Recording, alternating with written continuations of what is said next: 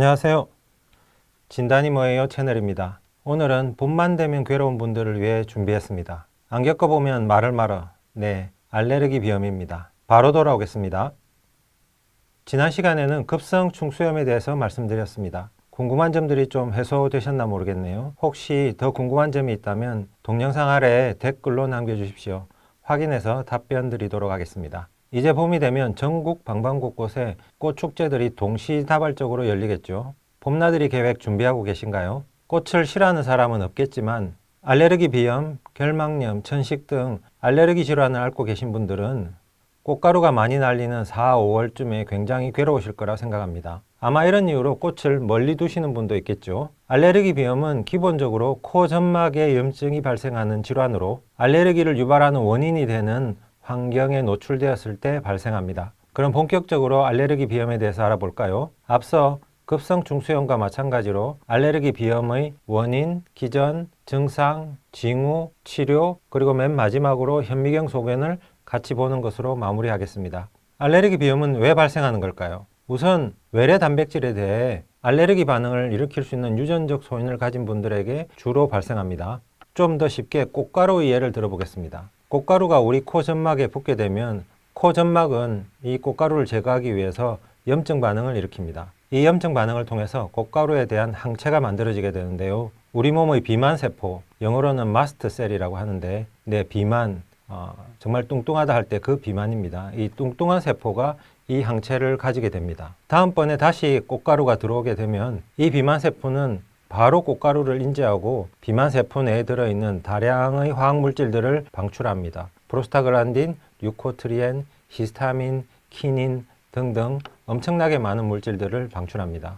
여러분들이 고통받는 증상은 이 물질들 때문에 나타나는 증상입니다. 이를 제1형 과민 반응이라고 합니다. 즉, 처음 노출될 때는 별 반응이 없다가 두 번째 노출될 때 갑자기 극심한 과민 반응이 나타나기 시작합니다. 그럼 얼마나 발생하는 걸까요? 알레르기 비염은 한국인의 약 14에서 35% 정도가 발생할 정도로 아주 흔한 만성질환입니다. 환자분들은 이런 알레르기 비염으로 인해 일상생활에 상당한 고통을 겪고 있습니다. 이 질환 때문에 사회적 비용 지출 또한 막대하고요. 건강보험심사평가원에 따르면 국내에서는 연간 2,500억 원 정도의 진료비가 발생한다고 합니다. 미국은 전체 인구의 약 3에서 15% 정도, 매년 3천만 명에서 6천만 명 정도의 새로운 환자들이 발생한다고 합니다. 전 세계적으로는 약 10에서 30% 정도의 성인에서 약 40% 정도의 어린이가 이 질환을 앓고 있습니다. 그럼 원인은 뭘까요? 가장 대표적인 꽃가루, 진먼지 진드기, 곰팡이, 애완동물의 털 등등등등등 셀 수도 없이 많습니다. 심지어는 어떤 것에 노출이 되어서 알러지 반응이 일어나는지 본인도 잘 모르는 경우가 있습니다. 그럼 어떤 증상이 있는지 한번 살펴보겠습니다. 첫 번째, 콧물이 나야 됩니다. 누런 콧물이 아니고 물처럼 맑은 콧물이 나야 되고요. 재채기가 있고 또 코막힘이 있어야 되면서 코가 가려워야 됩니다. 기본적으로 이 네 가지 증상 중에 두 가지 정도 같이 존재한다면 알레르기 비염을 의심해 볼 수 있습니다. 더 나아가서 알레르겐에 노출된 후에 이런 증상이 나타난다면 가장 확실하겠죠. 만약 이런 증상들이 한쪽만 그렇다면 알레르기 비염이 아닐 가능성이 더 높습니다. 그럼 의사 선생님들이 진찰하면서 관찰할 수 있는 것들은 무엇일까요? 당연히 콧물입니다. 그죠? 누런 콧물이 아니고 물처럼 주르륵 흘러내리는 맑은 콧물이 대표적이고요. 두 번째로 코 내시경을 통해서 코 점막의 어떠한 변화들을 관찰하면 가장 크게 의심해 볼 수도 있겠습니다. 또 하나 여러분도 쉽게 관찰할 수 있는 게 있는데요. 바로 이 코 위에 있는 피부에 주름이 생기는 겁니다. 주름이 왜 생길까요?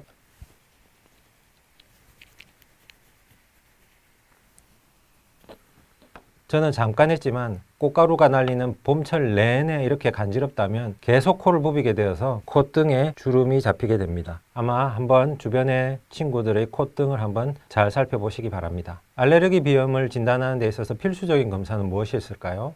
기본적으로 여러분들의 증상을 잘 듣는 것이 첫 번째입니다. 그리고 코 내시경을 통해서 코의 변화들을 관찰을 하고요. 그 다음으로 피부 단자 시험, 즉 알레르기 첩보 시험 같은 피부에 항원을 부착해서 알레르기 반응이 나타나는지를 살펴보는 시험이 되겠습니다. 그 다음으로 혈액 검사를 통해서 이뮤노글로불린 E를 확인하면 확진할 수 있습니다.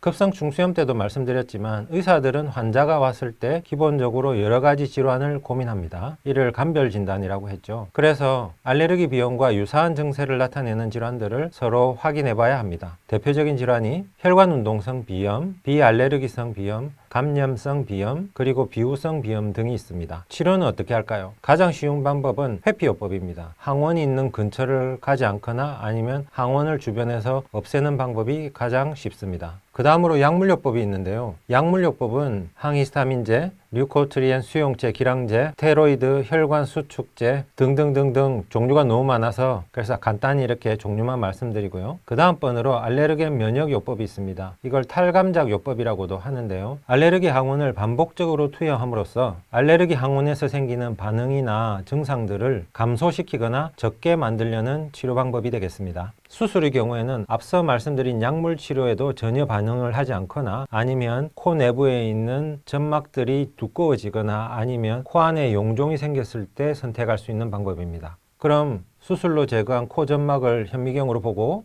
돌아오겠습니다. 자, 그러면 수술로 제거한 코 점막을 한번 같이 살펴보도록 하겠습니다. 자, 이분은 알레르기 비염을 오랫동안 앓으셨던 분으로서 코 중격의 측만증과 용종으로 인해서 수술을 받으셨던 분입니다. 지금 이 앞에 있는 것이 이제 코에서 제거한 용종 중의 일부가 되겠습니다. 이렇게 이제 지금 둥그런 상태이고 쉽게 이해를 하시면 이쪽으로 공기가 흘러 들어간다고 생각을 하시면 되겠습니다. 자, 이쪽 점막과 이쪽 점막을 한번 살펴보시면 이쪽 점막은 뭔가 그래도 이렇게 조금 두께가 일정하고 이렇게 잘 유지가 되어 있는 반면에 이쪽 점막은 두께도 그렇게 일정하지 않고 들쭉날쭉하고 두꺼워져 있는 상태이죠. 그래서 일단은 요 아래쪽에 있는 이 점막을 한번 확대해 보도록 하겠습니다. 이 점막이 이제 흔히 우리가 호흡기계에 볼 수 있는 전형적인 호흡기 점막이 되겠습니다. 요 위에 이렇게 조금 아주 가느다랗게 이렇게 나와 있는 솜털 같은 부분이 있는데 이게 이제 선모라는 것입니다. 그래서 이쪽으로 이쪽 편으로 이제 공기가 지나가게 되면 공기 중에 있는 여러 가지 먼지들을 이 선모들이 거르거나 아니면은 걸른 먼지들을 일정한 방향으로 움직여서 먼지들을 이제 배출을 하게 그렇게 만드는 기관이 되겠습니다. 이 아래쪽은 이제 점막 아래쪽이고 이렇게 동글동글하게 보이는 것이 우리 코 점막을 조금 촉촉하게 만드는 점액을 만드는 점액선들이 되겠습니다. 요 가운데 이렇게 뭔가 들어가 있는 이것들이 이제 코 점막을 덮고 있는 점액을 만드는 그런 점액들이고요. 이렇게 원래 이제 정상적으로 이런 점액선들이 존재를 해서 이쪽으로 점액을 이제 보내주게 됩니다. 이쪽 코 점막 쪽으로 점액을 보내주게 됩니다. 조금 더 확대해 보면 여기에 있는 이런 세포들이 이 점막에 있는 염증 세포들이 되겠습니다. 이렇게 세포가 통통하게 보이는 것은 이제 플라즈마 셀이고요. 반면에 이 부분으로 옮겨가 보도록 하겠습니다. 이 부분을 한번 확대를 해보면은 좀 전에 보여드렸던 그런 선모가 하나도 없고 아래쪽으로 이렇게 들쭉날쭉한 이런 형태를 취하게 됩니다. 이거는 이제 어디에서 전형적으로 볼 수 있냐면은 우리 몸에서 피부에서 이런 점막을 볼 수가 있습니다.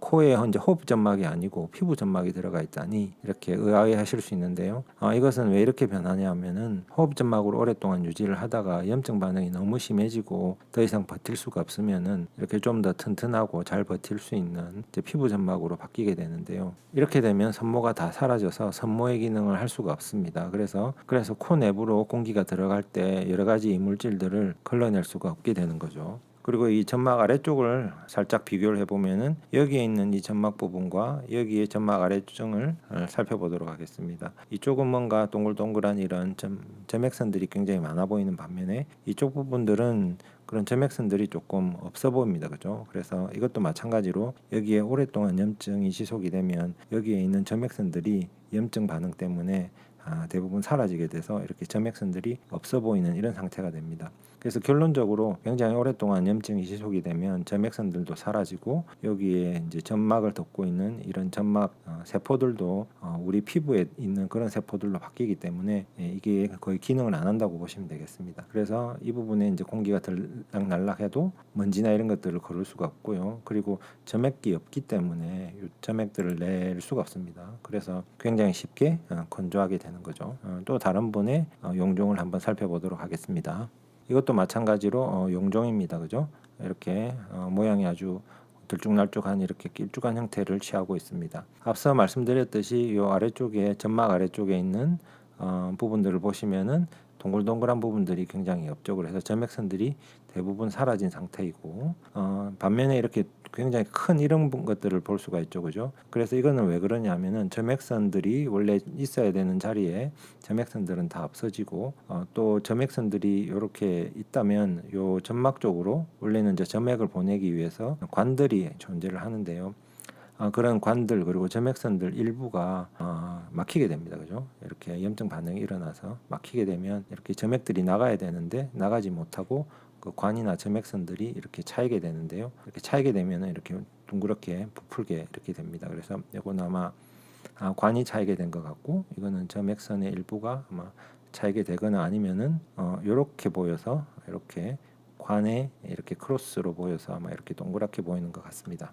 자, 그러면은 요 아래쪽을 한번 크게 살펴보죠.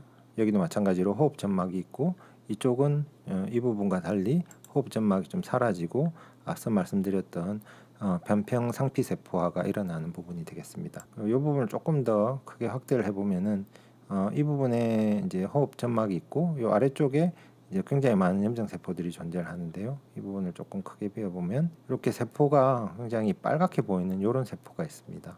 이게 이제 그 호산성 과립구라고 해서 우리가 흔히 알고 있는 이뮤노글로불린 E를 굉장히 많이 만들어내는 세포가 되겠습니다. 앞서 말씀드렸듯이 이제 그 알레르기 비염은 이뮤노글로불린 E가 매개하는 염증 반응이라고 말씀드렸습니다. 그래서 조직에 이런 이뮤노글로불린 E를 많이 만들어내는 이뮤노글로불린 E를 굉장히 많이 만들어내는 호산성 과립구 세포들이 많이 관찰됩니다. 그리고 이쪽을 이제 조금 살펴보면 여기 점막이 있고 점막 아래층이 있는데 요 두 층을 나누는 굉장히 가느다란 막이 원래 존재합니다. 그래서 이걸 이제 우리가 흔히 기저막이라고 하고요. 영어로는 이제 베이스먼트 멤브레인이라고 하는데 원래는 이 기저막이 굉장히 얇아서 현미경으로도 잘 보이지 않습니다. 근데 여기 자세히 보시면은 요 기저막을 이렇게 약간은 두꺼운 형태처럼 이렇게 볼 수가 있습니다. 여기도 마찬가지고요. 여기도 이렇게 막처럼 보이죠, 그죠? 두꺼운 막처럼.